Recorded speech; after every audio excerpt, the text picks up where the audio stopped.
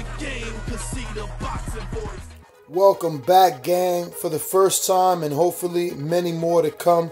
Don't forget to subscribe to the YouTube channel and click on the notifications right here, this little bell, so you can get those emails every time we go live. Just because you fought him, how surprised or proud are you of Pablo Cesar Cano with the upset over Linares? Did you expect that? Yeah, I did. Me and my best friend Peter were actually because we couldn't find the line, bro. We couldn't find the line. I know.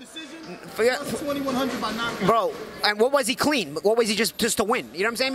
Because me and my best friend were talking about this when they made the fight. Bro, we got to find this line. Like, he's going to knock him out. You know what I'm saying? Like, that Cano is one of the hardest punches I fought in my career. You know what I'm saying? Like, and regardless of what people thought about that fight, I don't think it was anything controversial. I thought it was competitive, but I thought I won the fight clearly. If you there's fights when you're in the corner, you kind of think like I'm behind or I'm ahead. If you look at me in the corner, I'm pretty kind of relaxed. I don't have a mark on my face through 8 rounds. You know what I'm saying? That fight was you were the first one to take him on too.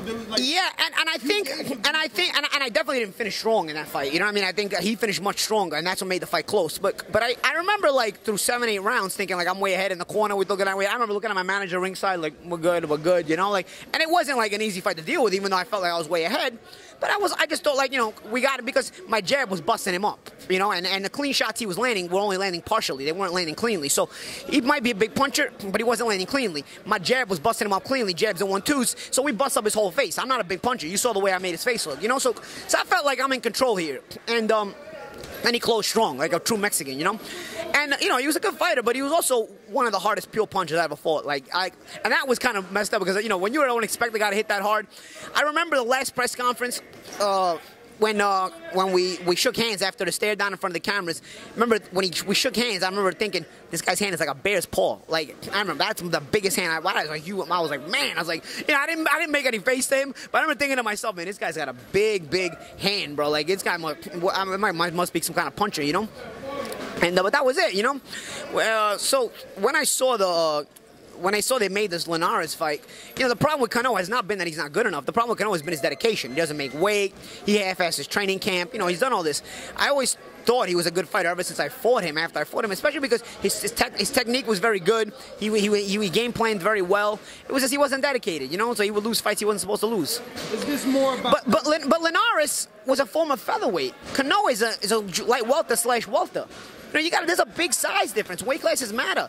Linares never had a great chin at any weight, you know, so now you're going to fight this big puncher who is a big puncher at these heavier weights. You know, it's a tough thing to deal with, you know. I don't get me wrong. I didn't expect a first-round knockout. I'm not going to tell you I sat there, no. I wasn't shocked at the first-round knockout, but I did expect him to knock out Linares. I'd be lying to you if I didn't tell you. And like I said, me and my best friend had this conversation. We were looking for a line somewhere to bet this because we kind of knew this was going to happen. Well, I get no commission from FanDuel, but in New Jersey it's legal now with FanDuel. You can do it on the app. But see, I'm not in Jersey. I'm not a Jersey guy, Nestor. That's the thing. No, I know. I know.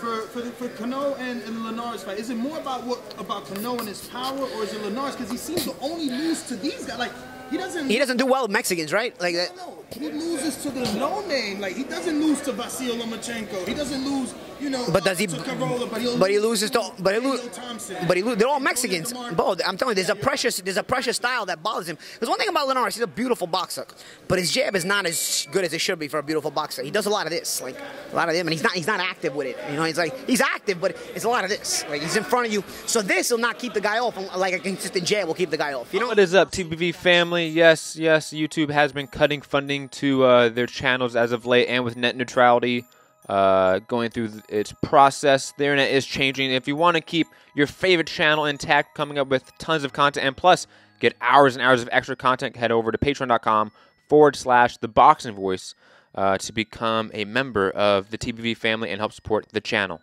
Peace.